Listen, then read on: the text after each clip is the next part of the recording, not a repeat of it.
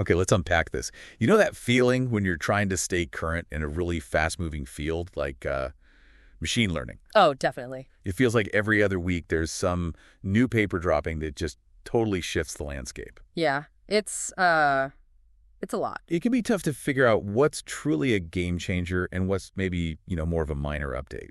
That's exactly the challenge we're diving into today. Think of this as your shortcut, sort of, to understanding a piece of research that didn't just nudge the field forward.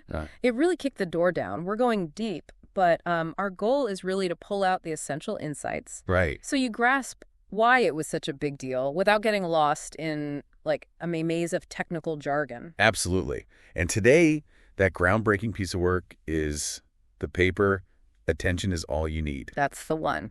by Vaswani and a team of, brilliant folks from Google Brain and other institutions. This paper landed back in 2017 at the NIPS conference, and trust me, it caused a real buzz. It really did. And what's truly fascinating is the paper's core proposition.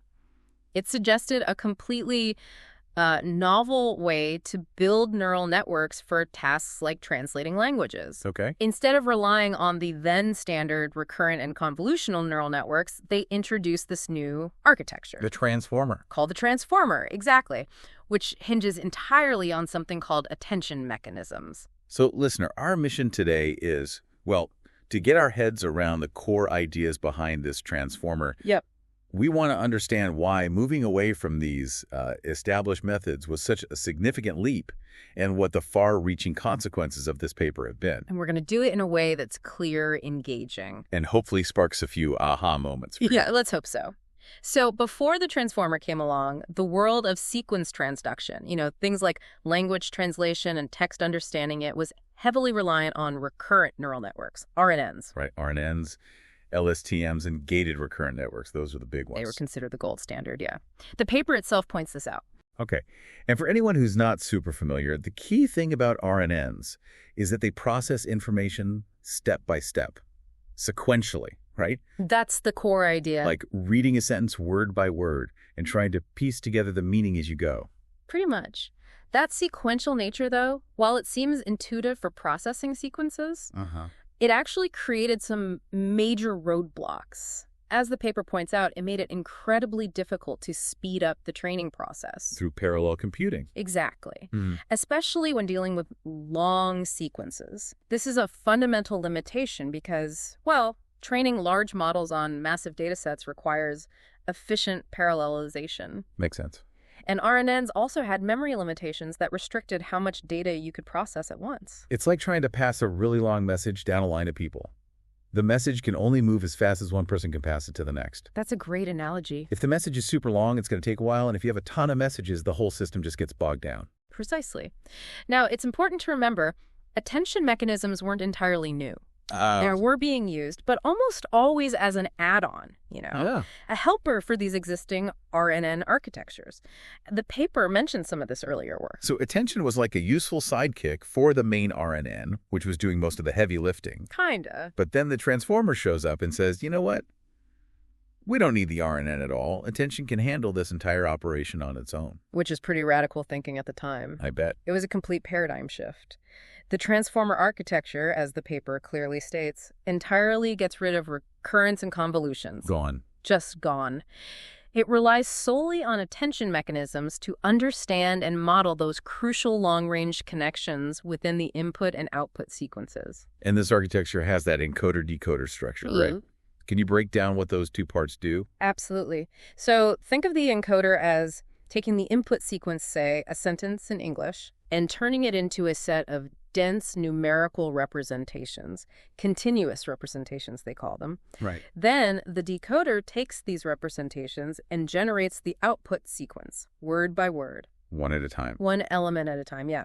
In what's called an autoregressive manner. Simply put, it predicts the next word based on the words it has already generated. Like writing a story where each sentence influences what comes next. That's a good way to think about it. Okay, encoder takes the input, decoder spits out the output, one piece at a time. But what's actually going on inside these encoder and decoder blocks? What are they made of? Okay, so the core building blocks are stacked layers of what's called self-attention mechanisms. Self-attention, okay. And pointwise fully connected layers. Both the encoder and the decoder are built by stacking several of these identical layers on top of each other. How many layers are we talking? The paper mentions using N6 of these layers in their main models. 6 layers. Okay, 6 layers of self-attention and fully connected bits in both the encoder and the decoder. That sounds pretty deep. It is reasonably deep, yeah. Let's focus on one of these encoder layers. What are the key components inside? Sure. So each encoder layer has 2 main sublayers. First, there's the multi-head self-attention mechanism. Which you said is the heart of the transformer. It really is, yeah. We'll definitely dig into that more. And second, there's a, well, pretty straightforward, position-wise, fully connected feed-forward network. Okay. And crucially, the paper also highlights the use of residual connections around each of these sublayers, followed by layer normalization. Residual connections and layer normalization. That sounds a bit technical. What's the basic idea there? So think of residual connections as sort of shortcuts. They allow information to bypass some of the processing layers. Oh, okay. Why? It makes it easier to train very deep networks, helps with vanishing gradients and things like that. Got it. And layer normalization. That's a technique that helps to stabilize the learning process, keeps things from going haywire as the network learns. And importantly, the paper points out that all these sublayers, as well as the initial embedding layers, they produce data in a consistent dimension. A standard size. Yeah, they call it D model, and they set it to 512. This consistency is key for allowing all these different components to work together smoothly. Consistency makes sense. Now, what about the decoder layer? Is it just a carbon copy of the encoder? Not quite. The decoder layer includes those same 2 sublayers we saw in the encoder, the multi-head self-attention and the position-wise feed-forward network. Okay. But it adds a third critical sublayer. Oh, what's that? It's a multi-head attention mechanism that operates over the output of the entire encoder stack. Ah, so this is where the decoder looks at what the encoder figured out. Exactly. This is where the decoder starts to specifically pay attention to and process the information that the encoder has already analyzed from the input. Ah, so this third layer is the bridge between understanding the input and generating the output. That makes perfect sense. Exactly. And there's one more important difference in the decoder's self-attention layer. Okay. It uses a masking mechanism. Masking. Yeah. This prevents the decoder from looking ahead at the words that come after the current word it's trying to predict in the output sequence. Oh, clever. Like putting blinders on. Sort of, yeah. This is essential for maintaining that auto-regressive property we talked about earlier. It ensures that when the model is trying to figure out, say, the 5th word in the translation, it only has access to the first 4 words it has already produced. Right. So the decoder is forced to predict the next word based solely on the words it has already generated, just like we do when we speak or write. Precisely. Now, we've mentioned attention countless times. It's clearly the star of this show. Can you explain what this attention function actually does at its core? Okay. At its heart, an attention function takes 3 things as input: a query, a set of keys, and a set of values. Query, keys, values, got it. And it produces an output. This output is essentially a weighted sum of the values. A weighted sum? Yeah. And the weight assigned to each value is determined by how well the query matches the corresponding key. Okay, hang on. Can you give an analogy? Sure. Think of it like searching for a specific video online. Your search term is the query. Right. The titles and descriptions of all the available videos are the keys. Okay. And the videos themselves are the values. Attention helps the model focus on the values, the videos that are most relevant to your query, your search term, based on how well they match the keys, the titles, and descriptions. Okay, that's a really helpful analogy. So how does the transformer actually calculate these attention weights in practice? What's the math? Well, the transformer uses what they call scaled dot product attention. Scaled dot product. Okay. Imagine you have your query and all your keys. You calculate the dot product between the query and each key. Dot product gives similarity, right? Exactly. It gives you a measure of how similar they are. Then you scale these dot products by dividing them by the square root of the dimension of the keys, which they call dk. Why the scaling step? It seems like a very specific mathematical operation. Is it important? It is. The paper suggests that for larger key dimensions, these dot products can become quite large. Okay. Which in turn pushes the softmax function, that's the function used to convert these scores into probabilities or weights. It pushes it into regions where the gradients are very small during training. Making it hard to learn. Exactly. It can make learning difficult. So scaling helps to mitigate this issue and keep the gradients more stable. Got it. Finally, after scaling, a softmax function is applied to get the final attention weights for each value, and these weights then determine how much each corresponding value contributes to the final output. Got it. Dot products for similarity, scaling for stability, softmax for the weights. Now, the paper also introduces this idea of multi-head attention. Why have multiple heads instead of just one? What's the benefit? Right. So instead of doing just one attention calculation with the full data dimension, multi-head attention involves taking the queries, keys, and values and linearly projecting them h times. H times. Yeah, the paper uses h equals 8 heads, projecting them into different lower dimensional spaces. Okay, so you split them up. Kind of. You create 8 different projected versions. Then you perform that scaled dot product attention we just discussed in parallel on each of these projected versions. So 8 attention calculations happening at once. Exactly. The results from each of these heads are then combined by concatenating them. Sticking them back together. Yeah, and then projecting them one last time back to the original dimension. So it's like having multiple sets of eyes looking at the data simultaneously. Each may be focusing on different aspects or relationships within the data. That's a perfect way to put it. Multi-head attention allows the model to simultaneously attend to information from different representation subspaces at different positions. Different subspaces, meaning different kinds of relationship. Precisely. If you only used a single attention head with the full dimensionality, you might miss out on these different types of relationships because they could just get averaged out. I see. Having multiple heads allows the model to capture a richer and more diverse set of dependencies. That makes a lot of sense. So this multi-head attention mechanism isn't just used in one place in the transformer. The paper mentions it's used in 3 different ways, right? Yes, that's correct. 3 key places. Where are they? Okay, first, in the encoder-decoder attention layers. This is the bridge we talked about. Here, the queries come from the previous decoder layer, and the keys and values come from the final output of the encoder. Right, connecting the input understanding to the output generation. Exactly. And this is very similar to how attention was typically used in older sequence-to-sequence models. Okay, what's the second way? Second, within the encoder itself, they use self-attention. Self-attention within the encoder. Yeah. In this case, the queries, keys, and values all originate from the output of the previous encoder layer. So the encoder is looking at itself. Essentially, yes.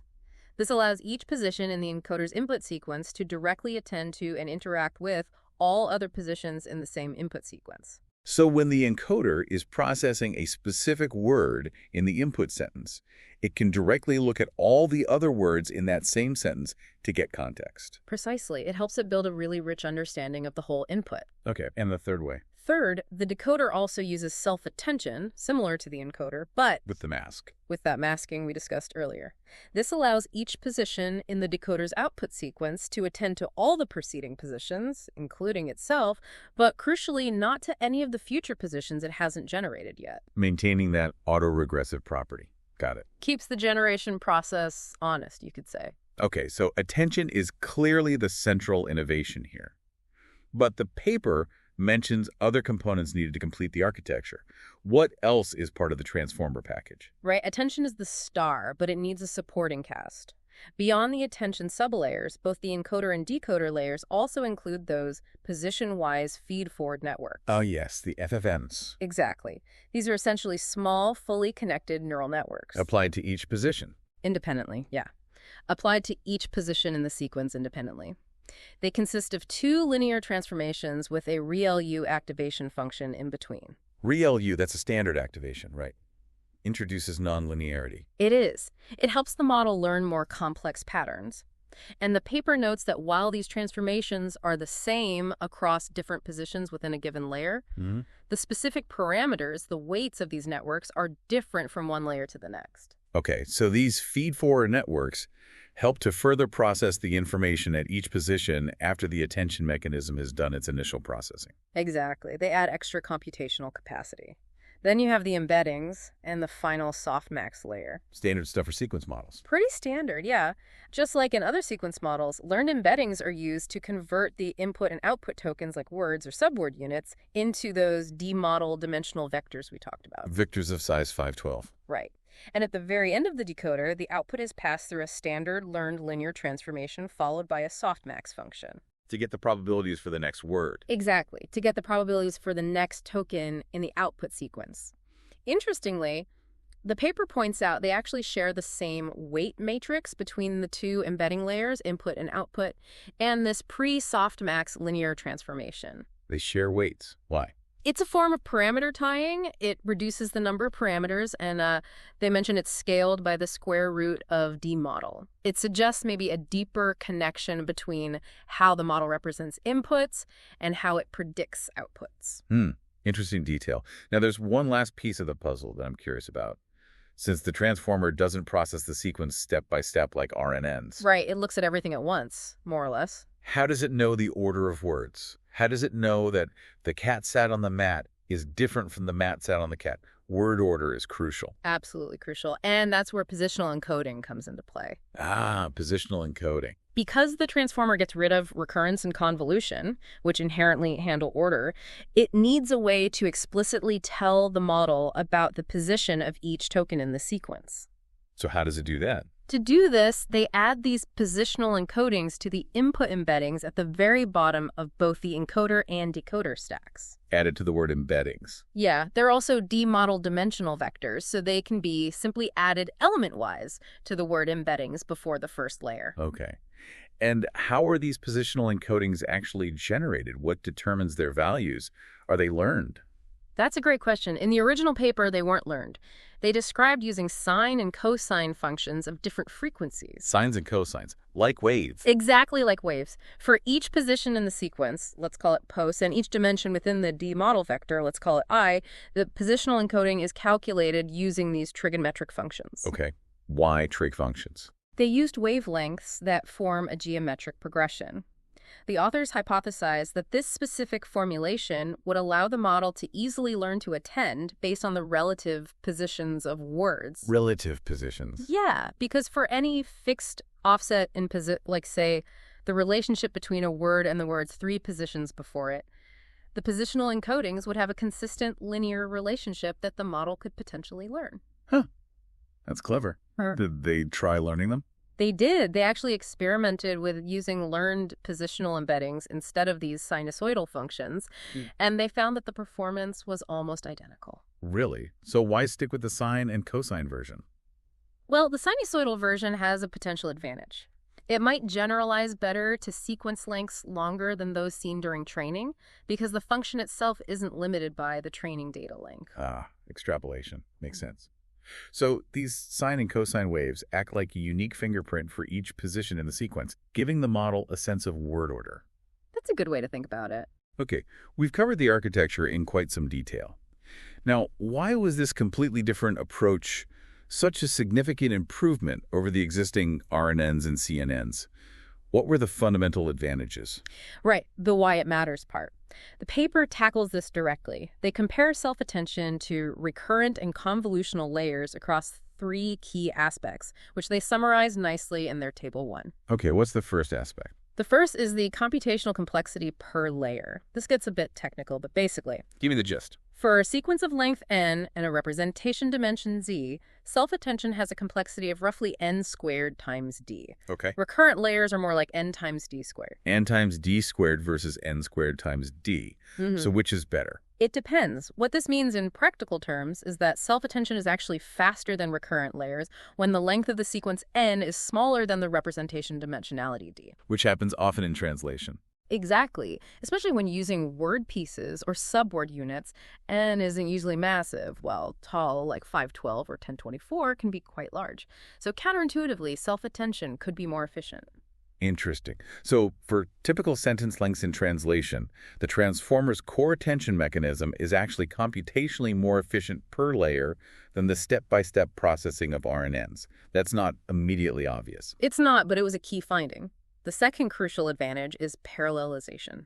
Speed, big time. Self-attention has a constant O1 number of sequential operations. Meaning the computations for all positions of the sequence can basically be done in parallel all at once. Unlike RNNs. Right. In contrast, recurrent layers have ON sequential operations. You have to do step 1 before step 2, before step 3, and so on. This severely limits how much you can parallelize the computation on hardware like GPUs. Makes total sense. Training RNNs on long sequences could be a real bottleneck because you have to wait for each step. The transformer just does it all. More or less, yeah.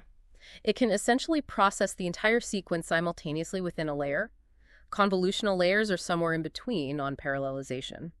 This gave the transformer a huge speed boost during training. Okay, efficiency and parallelism. What's the third advantage? The third key comparison is the path length for capturing long-range dependencies. Meaning how easily the model can connect words that are far apart. Exactly. Understanding the relationships between words that are far apart in a sentence like a pronoun and the noun it refers to maybe sentences earlier is critical for grasping the overall meaning. Right. Self-attention has a constant O1 path length between any two positions in the sequence. Constant, meaning direct connection. Information can flow directly between any two positions in just one step through the attention mechanism. And RNNs? RNNs have an ON path length. Information has to pass sequentially through all the intermediate steps. So it gets diluted or lost? Potentially, yeah. It's harder to maintain that signal over long distances. Convolutional networks are better than RNNs here, but still not O1 like self-attention. So the shorter path lengths in the transformer make it much easier for the model to learn and capture these important long-range relationships. That's the idea. It makes learning those dependencies inherently easier. Wow. So not only is it potentially faster to compute per layer and much more parallelizable, but it's also inherently better at understanding the relationships between distant parts of the input sequence. It's a powerful combination of benefits, absolutely. That's huge. It is indeed. And the paper also hints at another potential advantage, interpretability. Interpretability, making sense of the black box. Kind of. Yeah. By visualizing the attention weights learned by the model, they show some cool examples in the appendix figures. The researchers found that different attention heads seem to learn to perform different linguistic tasks. Like what? Like identifying syntactic relationships, maybe finding verb-object pairs or tracking semantic connections between words, even across long distances. So you could actually see what the model was focusing on? To some extent, yes. It suggests that the transformer's decision-making process might be more transparent and easier to understand compared to some traditional neural networks where it's harder to see why they make certain predictions. It's fascinating. It's like the model is showing its work, highlighting which parts of the input it's focusing on to make its predictions. Now, all of this sounds incredibly promising in theory. But what about actual performance? In the real world, how did the transformer measure up against the existing state-of-the-art models on standard tasks? Did the theory translate to results? That's the million-dollar question, right? And the paper delivered. They presented extensive results on machine translation tasks. The main benchmark. Primarily using the widely used WMT 2014 English, German, and English-French data sets. These were the standard benchmarks in the field at that time. Okay. And the training, was it faster like the theory suggested? Significantly. They trained their models on 8 NVIDIA P100 GPUs, which were powerful at the time, and the training times were notably shorter compared to previous high-performing models. How much shorter? Well, for example, their base transformer model took about 12 hours to train. 12 hours? That's really fast for a state-of-the-art translation model back then, wasn't it? Extremely fast. And their larger big model took around 3.5 days. Still very competitive, especially given the results. Okay, let's talk results. How did the quality of the translations compare to what was possible before? Did it actually beat the best RNNs? It didn't just beat them, it kind of blew them out of the water. The results were quite remarkable. Really? Give me the numbers. Okay, on the challenging English to German translation task, the big transformer achieved a BLEU score of 28.4. BLEU score. Higher is better, right? Higher is better, yes. Yeah. And that 28.4 BLEU score outperformed the previous best results, including results from ensembles of multiple models, by more than 2 full BLEU points. Wow, over 2 BLEU points is a massive jump in machine translation. It's huge. And even their smaller base transformer model, the one trained in 12 hours, surpassed all previously published single models and ensembles. And at a fraction of the training cost, you said? Exactly. Significantly less computational cost and training time. What about English-French? Similar story. The English to French translation task, which had more data, Their big model achieved a new single-model state-of-the-art BLEU score of 41.8. 41.8. Also a big leap. That's a very strong result, yeah. And again, achieved with substantially reduced training time, they estimated less than a quarter of the training cost compared to the previous best models. Those are really significant improvements. BLEU score increases of that magnitude, especially from a single model, don't happen very often. They really don't. It signaled a major shift. And the fact that they achieved this with less training resources is even more impressive. The paper also goes into some detail about their training setup, right? Like the optimizer. Yes. They used the Atom optimizer, which was pretty standard, but with a carefully designed learning rate schedule. A schedule? You mean they changed the learning rate during training? Exactly. It involved an initial warm-up phase where the learning rate was gradually increased for the first 4,000 training steps. Why warm up? Helps stabilize training early on, especially with large batches. Then, after the warm-up, the learning rate was decreased proportionally to the inverse square root of the current step number. Okay, that's specific to K strategy. Yeah. And they also employed several important regularization techniques. To prevent overfitting. Right. Things like residual dropout, applying dropout within the residual connections, and label smoothing. Label smoothing. It's a technique where you slightly soften the target labels, making the model a bit less confident in its predictions, which can paradoxically improve generalization and the final BLEU score, even if it hurts perplexity slightly during training. Interesting trade-off. And they didn't just test their main transformer models, did they? They also did ablation studies. Yes, they did, which is really good scientific practice. Explain ablation studies quickly. It's where you systematically remove or change different parts of your model or system to see how those changes affect the overall performance. Right. Helps you understand which components are truly important. Okay, so what did they find? Well, by experimenting with things like the number of attention heads. The H=8 thing. Right. They tried different numbers. They found that using multiple attention heads was indeed crucial for achieving high performance. A single head was significantly worse. Too many heads also hurt a bit. So 8 was a sweet spot. Seemed to be, yeah. They also found that reducing the size of the attention keys, that DF value we talked about for scaling, reducing that actually hurt the translation quality. Meaning? It suggests that the similarity calculation between queries and keys isn't trivial. Having enough dimensionality there matters for capturing the right relationships. Makes sense. They also confirmed, maybe unsurprisingly, that using bigger models with more parameters and applying dropout regularization led to better results. Standard deep learning stuff. And interestingly, they confirmed that their carefully designed sinusoidal positional encodings performed almost identically to using learned positional embeddings. The ones learned directly from data. Yeah. So even though they had that nice theoretical motivation for the sine and cosine functions, it turned out that letting the model learn the positions was just as effective in practice, at least on the tasks they tested. Fascinating. And the success of the transformer wasn't limited to just machine translation, right? You mentioned parsing. That's correct. To further demonstrate the transformer's ability to generalize beyond just putting words in one language into another, they applied it to English constituency parsing. Constituency parsing. Breaking down sentence structure. Exactly. Analyzing the grammatical structure of sentences and creating a tree-like representation. Think noun phrases, verb phrases, all that. That sounds quite different from translation. More structured. It is. It's a task with strong structural constraints and often involves dealing with relatively long output sequences representing the parse trees themselves. So how did the transformer do? They trained a 4-layer transformer on the standard PenTreeBank dataset. They tried it both with just the labeled data and also in a semi-supervised setting using a much larger amount of unlabeled text. And the results? Even with minimal task-specific tuning, the transformer achieved surprisingly good results on parsing. Better than previous methods. It outperformed most of the previous state-of-the-art models at the time, even some really complex, specialized parsing models. It even surpassed the well-regarded Berkeley parser when trained only on the smaller labeled dataset. Wow. That really highlights the versatility and power of the architecture. It wasn't just a one-trick pony for translation. Absolutely not. The strong performance on constituency parsing underscored the transformer's ability to model complex hierarchical relationships and handle structured output. It really solidified its importance as a general and highly effective sequence modeling architecture. Okay, so let's bring all of this together. We've gone through the architecture, the attention mechanism, the results. What are the absolute key takeaways from our deep dive into attention is all you need? What should stick with our listener? Okay. I think the most significant takeaway is simply the introduction of the transformer architecture itself. The core idea. Yeah.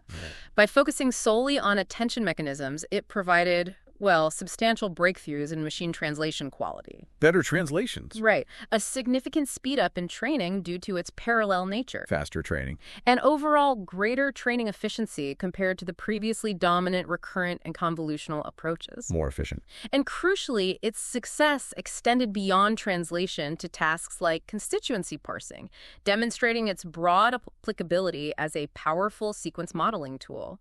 It wasn't just for one thing. So for you, the listener, the real aha moment here is the fundamental shift away from sequential processing, moving away from those RNNs for sequence-based tasks. The transformers showed that by directly modeling the relationships and dependencies within the entire sequence using attention, you could achieve much better results and do it much faster. It was a real turning point, wasn't it? It absolutely was. This research fundamentally reshaped the field of sequence modeling. I mean, it laid the foundation for countless subsequent advancements in natural language processing. Things like BERT, GPT. Exactly. All those large language models owe a huge debt to this paper. And its influence has gone way beyond NLP as well, into computer vision, biology. That's incredible to think about how one paper can spark such a revolution. It really is quite something. So for our listener, here's a final provocative thought to chew on, maybe something to take away from this. Okay.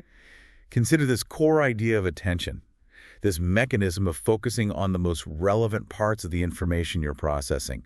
Where else? Where else in complex information processing tasks, maybe even in your own field or personal areas of interest, might this fundamental concept be applicable? Interesting question. What previously sequential processes or ways of thinking could perhaps be reimagined by focusing more directly on the relationships and dependencies within the data rather than just step by step? Yeah.